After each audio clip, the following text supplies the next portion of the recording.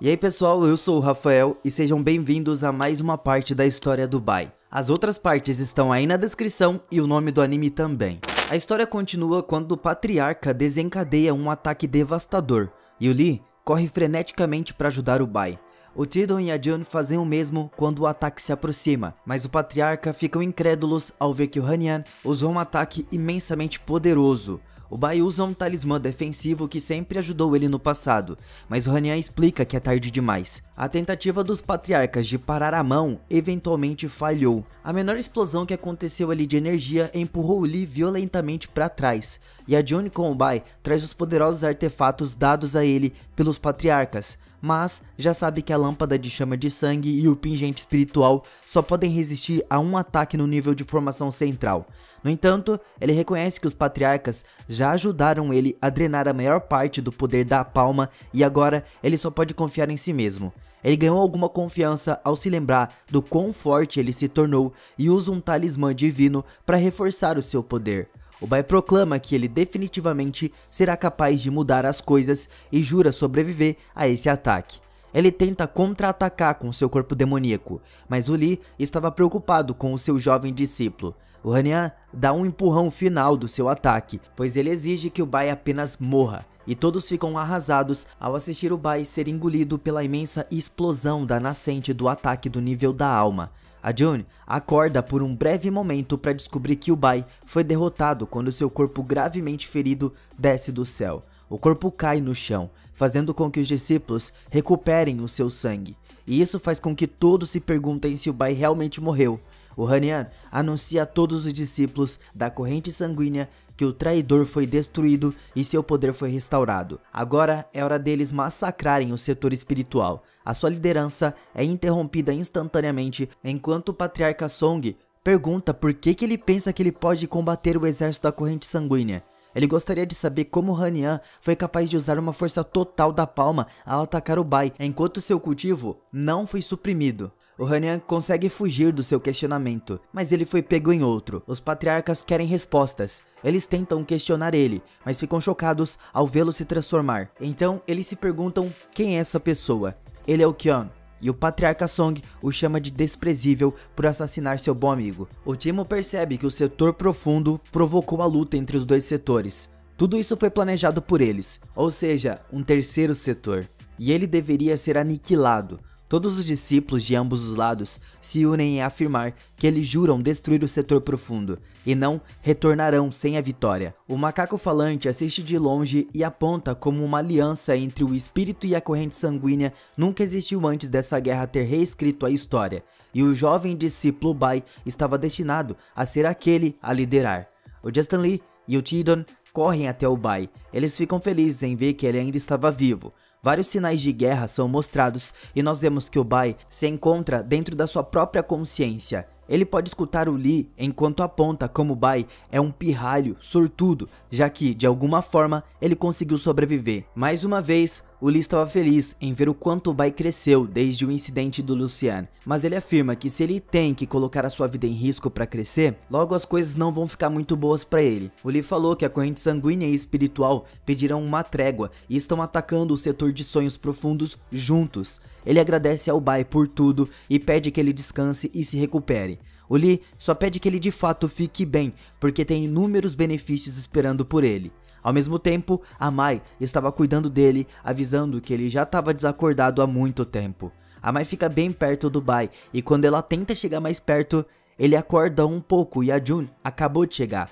A Mai diz pra June para deixar os cuidados do Bai com ela e zomba da June por estar tão perto da idade de aposentadoria. A June explica que pode não saber sobre o relacionamento que ela tem com o Bai, e nós vemos que ela só queria ficar de fora das brigas, mas a Mai aponta como ela é amiga do Bai desde a infância, e a June é apenas uma sedutora demônio que apareceu pelo caminho. A June explica que eles lutaram várias batalhas juntos e confiam suas vidas uns aos outros inúmeras vezes. Então, talvez não seja possível entender o tipo de vínculo que eles compartilham, mas as duas ainda continuam se estranhando. Mas elas param ao ver que o Bai pegou fogo e ficam bravas ao ver que ele de fato estava fingindo estar inconsciente. As duas pedem para falar com ele a sós, mas ele fala que não tem tempo para coisas triviais e que ele deve cuidar de coisas mais importantes. Então ele sai correndo da sala o mais rápido que pode. Fora da tenda, o Bai é recebido como o mais novo patriarca pelo setor espiritual e mestre da corrente sanguínea. Os mensageiros de ambos os setores mostram pergaminhos que listam registros antigos que foram dados para o Bai como presente de parabéns. O Bai pensa sobre como ele não esperava que os patriarcas de ambos os setores se preocupassem tanto com ele. Os mensageiros ficam lendo incansavelmente as listas intermináveis. O Bai pede que os dois não briguem e explica que os pergaminhos de ambos os lados são ótimos. As meninas ao mesmo tempo chegam ali para dizer qual setor é o melhor, mas ele se recusa e foge da situação. Algum tempo depois, o patriarca Song fica chocado ao ver que, depois de acordar, o Bai tem continuamente absorvido a energia espiritual do mundo nesses poucos dias.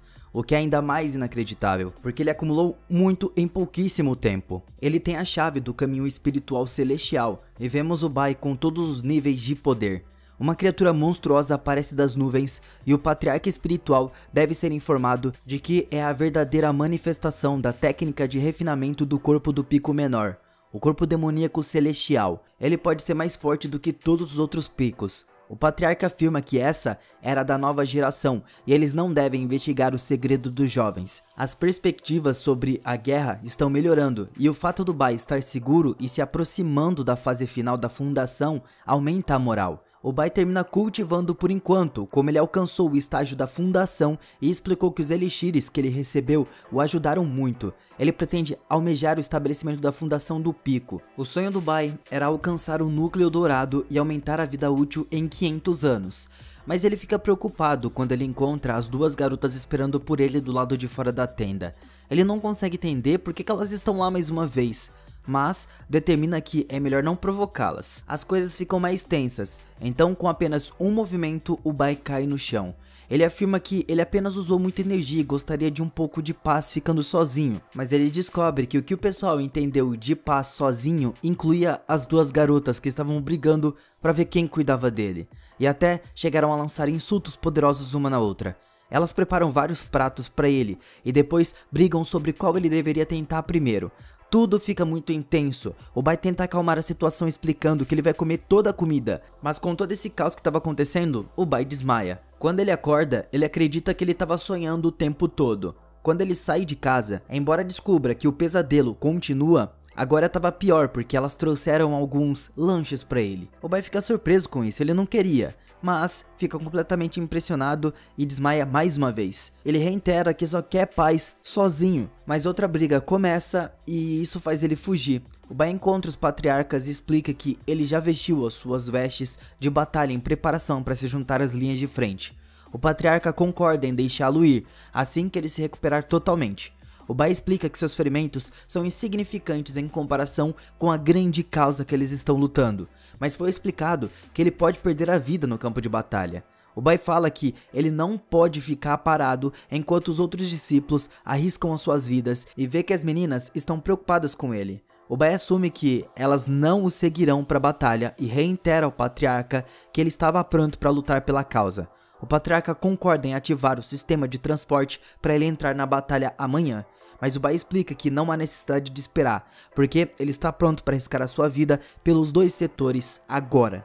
Então, nós vemos que o Bai alcançou a fronteira do setor do sonho profundo e da sua bolsa sai o Dan explicando que o Bai não tem uso para ele agora e ele gostaria de ir embora. O Dan afirma que ele só quer viver uma vida normal e não tem muitas ambições de ser nada mais. Então, ele pede novamente para ser dispensado.